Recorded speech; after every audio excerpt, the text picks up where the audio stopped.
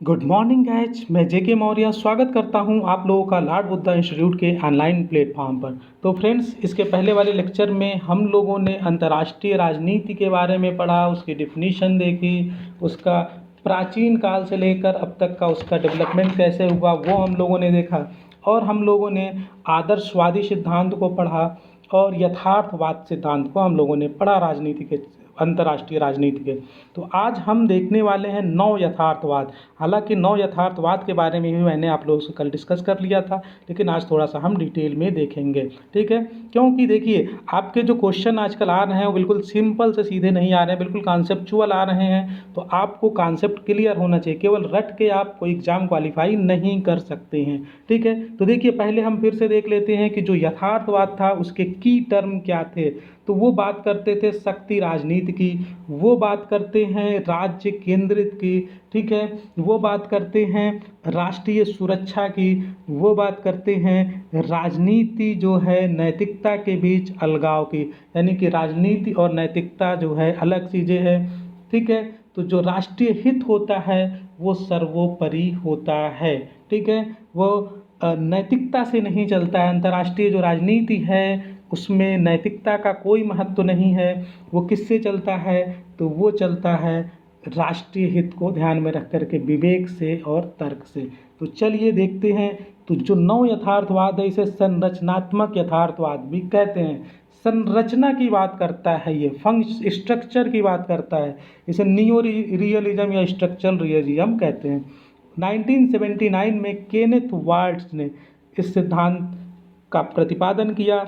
ये भी राज्य केंद्रित है। इसमें अगर आप ह्यूमन नेचर को हटा दें जो यथार्थवाद का है तो बाकी सब ठीक है, ठीक है, बाकी सब मार्गेंथाउ का ही है। तो ये क्या बात करता है? स्टेट के फंक्शन की, ठीक है, फंक्शन की ही बात करता है। ये कहता है कि जो फंक्शन ऑफ स्टेट है वो किस तरह का है? वेलफेयर फैसिलिटी है। ये कब लिख रहे हैं? 1979 में लिख रहे हैं। और उस समय लोकतांत्रिक, ठीक है, वेलफेयर स्टेट्स की स्थापना हो चुकी थी, कल्याणकारी राज्यों की स्थापना हो चुकी थी। तो ये कहते हैं कि जो स्टेट का फंक्शन है वो कैसा है? वेलफेयर फंक्शन है। कैसा है? वेलफेयर फंक्शन है। लॉ एंड आर्डर मेंटेन है, सिक्योरिटी है, ठीक है, यानी कि संघर्ष नहीं है। उसने तो कहा था कि व्यक्ति का स्वभाव ही संघर्ष है और वो हमेशा क्या है? प्रभुत्व के लिए संघर्ष करता रहता है। इन्होंने कहा नहीं, लोगों में शांति है, वेलफेयर फैसिलिटी लोगों को गवर्नमेंट की तरफ से दी जा रही है, लॉ एंड आर्डर मेंटेन है, अराजकता नहीं है, संघर्ष नहीं है और सुरक्षा की भावना लोगों के अंदर है।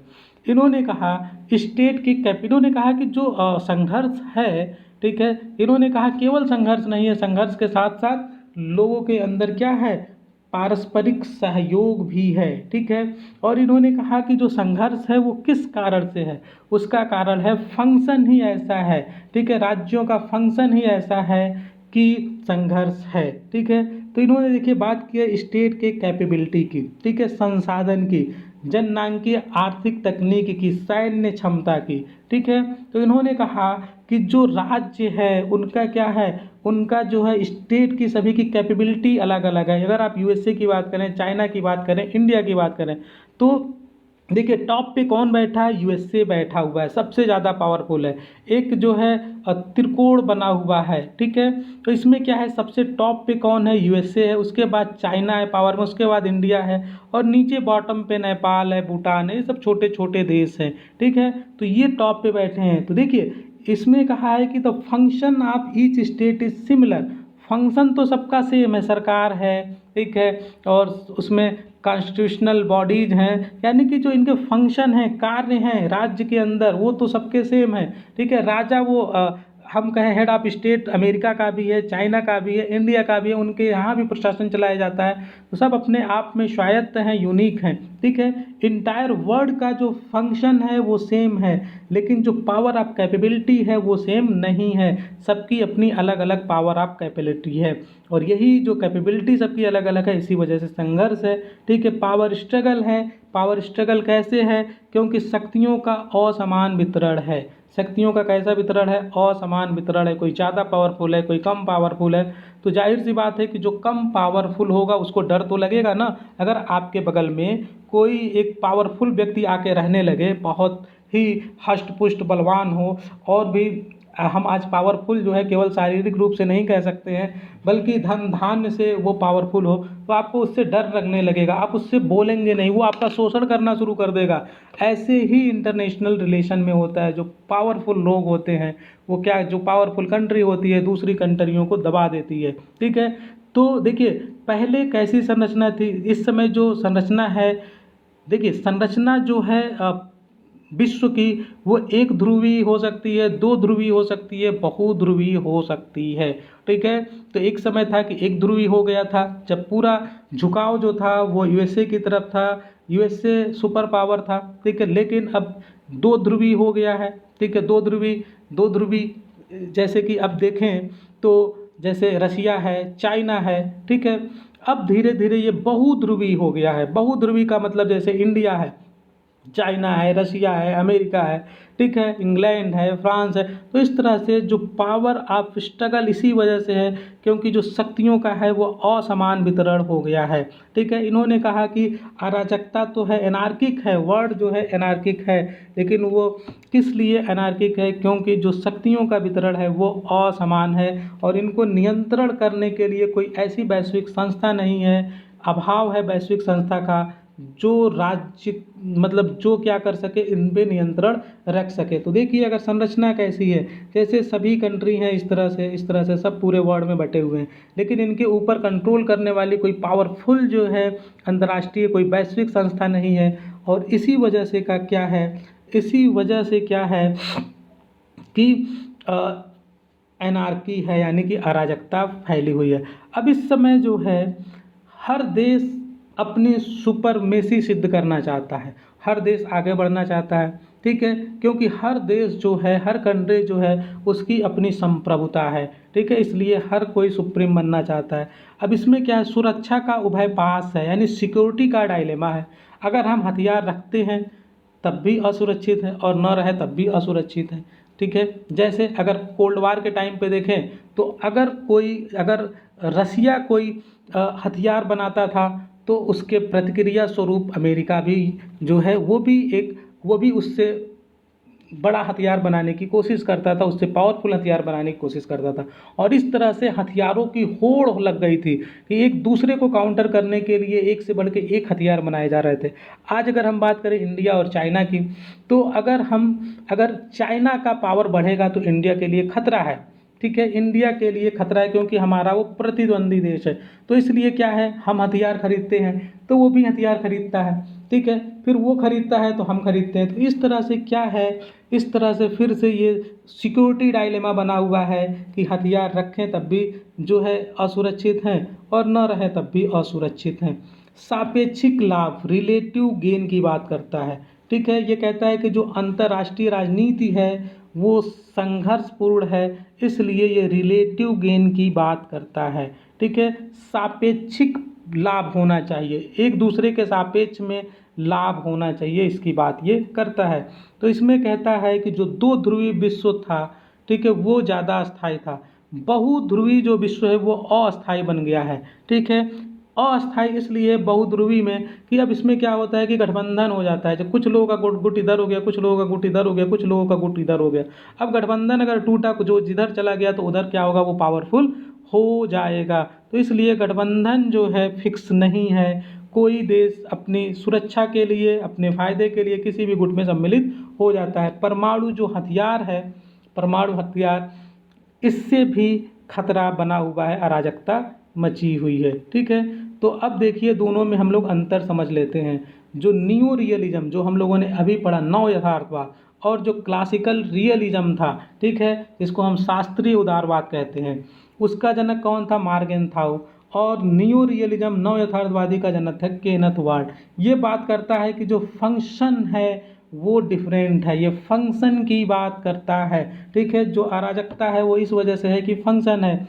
ये जो मार्गेंथाउ है वो बात करता था कि जो स्टेट है, ठीक है, स्टेट है, देखिए ये किस तरह से बात करता है, ये बात करता है इंडक्टिव मेथड की। देखिए एक होता है इंडक्टिव मेथड और एक होता है डिडक्टिव मेथड। तो इंडक्टिव मेथड में क्या होता है कि हम छोटे से बड़े की तरफ जाते हैं। तो ये कहता है कि जो मनुष्य है उसका स्वभाव कैसा है, वो संघर्षशील है, वो प्रभुत्व कायम करना चाहता है। और मनुष्य से ही क्या बनता है, राष्ट्र बनता है। तो राष्ट्र भी मनुष्य ही चला रहा है, तो उसका भी उद्देश्य क्या है, प्रभुत्व स्थापित करना, दूसरे पे प्रभुत्व स्थापित करना। और इस तरह से क्या है कि स्टेट जो है इंटरनेशनल लेवल पे क्या है कि जो ये अराजकता मचा हुआ है, क्योंकि हर कंट्री जो है, हर देश जो है वो प्रभुत्व स्थापित करना चाहता है दूसरे के ऊपर, ठीक है। और ये कहाँ से लेके चला, ये प्रभुत्व ये मानव के स्वभाव को लेके बात करता है कि मानव का स्वभाव जो है लालची है, ज़्यादा से ज़्यादा पावर गेन करना चाहता है।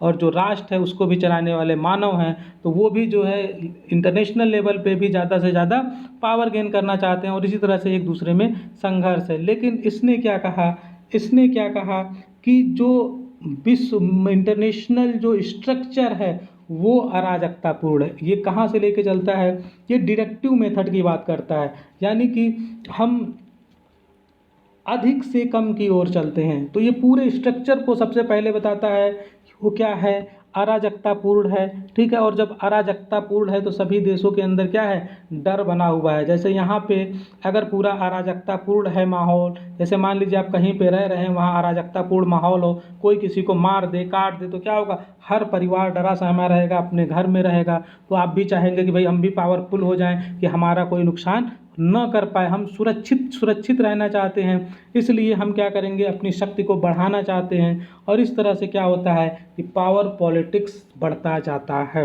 और अराजकता इसी तरह से रहती है, ठीक है, समझ में आया। तो इसने क्या किया, इसने इंडक्टिव मेथड का प्रयोग किया, ठीक है, इंटरनेशनल पॉलिटिक्स का एक्सप्लेनेशन करने के लिए। यूनिट एनालिसिस पे बेस्ड है इसका। जैसे कि मान लीजिए कि कौवा कौवा कौवा, ठीक है, अगर सब कौवा कौवा कौवा कहेंगे तो मतलब कि क्या हो गया, कौवा मतलब काला, ठीक है। सब अगर हम कहें कौवा कौवा कौवा चारों तरफ है तो कौवा का मतलब क्या हो गया, काला हो गया। ये कहता है कि अगर सभी कौवा काला है तो एक कौवा क्या होगा, वो भी तो काला हो जाएगा। तो इस तरह से आप लोगों ने रीजनिंग में भी पढ़ा होगा, सिलोजिज्म में, तो सिंपल सा तरीका है। जैसे कि अगर सभी कौवे काले हैं तो अगर हम कहें कि एक एक कौवा मेरे पास है, पूछें कैसा है, तो वो भी तो काला होगा। तो ये कहता है कि अगर सब कौवे कौवे कौवे हैं, यानी कि सबके अंदर किस तरह की भावना है, लालच का, प्रभुत्व का, शक्तिशाली बनने का, तो किसका मतलब क्या हुआ कि जो पूरा विश्व है वो पूरा अराजकतापूर्ण बन गया है, ठीक है। देखिए, जो आपका नव यथार्थवाद है वो साइंटिफिक उद्देश्य है, उसका वैज्ञानिक उद्देश्य है, ठीक है। वो होल स्टेट की बात करता है, वो कहता है कि एनार्किक है, इंटरनेशनल स्ट्रक्चर जो है वो एनार्किक है, एक्सेप्ट करता है, तो ठीक है। वो पूरे विश्व को बताता है, उसके बाद वो राज्य पे आता है। ये जो है ये American foreign policy, American foreign policy क्या है, मिलिट्री पावर है, तो ये मिलिट्री की बात करता है, ठीक है दोस्तों। तो अगर हम बात करें मार्गेनथाउ की, तो मार्गेनथाउ क्या कहता है, शीत युद्ध के दौरान राज्यों के पास विद्यमान परमाणु हथियारों के कारण अंतर्राष्ट्रीय राजनीति में अस्थायित्व विद्यमान था। उस समय युद्ध क्यों नहीं हुआ, क्योंकि सबके पास क्या थे, परमाणु हथियार थे। इसीलिए जो दो गुट बने हुए थे शीत युद्ध के दौरान, वो डर रहे थे कि अगर हमने जो है युद्ध छेड़ा तो परमाणु हथियार सबके पास से कोई नहीं बचेगा, ठीक है। केनेथ वाल्ट क्या कहता है, केनेथ वाल्ट कहता है कि शीत युद्ध के दौरान विद्यमान दो ध्रुवीय शक्ति का संतुलन था, केवल दो ही ध्रुव थे, ठीक है। संतुलन ज़्यादा स्थायित्व होता है, क्योंकि इसका मानना है कि जब दो ध्रुव होते हैं तो ज़्यादा स्थायित्व होता है, और जब बहुध्रुवी हो जाती है व्यवस्था तो फिर स्थायित्व नहीं रहता है, ठीक है। तो ये हम लोगों ने देख लिया। तो ठीक है, बस आज की क्लास इतना ही। हम लोगों ने नव यथार्थवाद देख लिया और संरचनात्मक यथार्थवाद देख लिया। तो आप लोगों को मेरी ये क्लास कैसी लग रही है, हमारा जो ये प्रयास है आप लोगों के लिए, आप लोगों को इसका कितना बेनिफिट मिल रहा है, आप लोग कमेंट बॉक्स में और ज़रूर बताएं, हमें सजेशन दें। और अगर आप चैनल पे पहली बार आए हैं तो चैनल को सब्सक्राइब कर लें, अपने फ्रेंड्स को शेयर कर दें, ताकि ज़्यादा से ज़्यादा लोग जुड़ सकें और अपनी तैयारी को धार दे सकें। और हमारा लक्ष्य होना चाहिए कि 2021 में एनी हाउ आपको जॉब लेना है। बहुत सारे अवसर हैं आपके सामने टीजीटी का एग्ज़ाम है, पीजीटी का एग्ज़ाम है, जीआईसी का एग्ज़ाम है, असिस्टेंट प्रोफेसर का एग्ज़ाम है, अभी नेट का एग्ज़ाम होने वाला है। तो बिल्कुल एग्ज़ाम की भरमार है, आप लगे रहिए, मेहनत करते रहिए, सफलता आपको ज़रूर हासिल होगी। अगर आप चाहते हैं कि आपकी तैयारी और अच्छे से हो जाए, सिलेक्शन आपका सुनिश्चित करना चाहते हैं, तो आप हमारा क्रैश कोर्स भी ले सकते हैं और इसके माध्यम से आप लोगों को पूरा नोट्स दिया जाएगा और नोट्स इतना कंसाइज है कि उसको मैंने बताया था कि बच्चा भी पढ़ के समझ सकता है और उसका वीडियो लेक्चर देख के आप आसानी से कम समय में पढ़ के प्रिपरेशन कर सकते हैं। और आपके बिल्कुल श्योरिटी के साथ मैं कहता हूं कि आपका जो क्वेश्चन होगा, अगर आप आज 90 क्वेश्चन करके आ रहे हैं, कर पा रहे हैं, तो आप हमारा नोट्स पढ़ने के बाद, हमारा क्रैश कोर्स ज्वाइन करने के बाद आपके 100% आपके जो नंबर हैं वो 110 के पार हो जाएंगे, ये हमारा दावा है। तो थैंक यू गाइज, मिलते हैं नेक्स्ट क्लास में।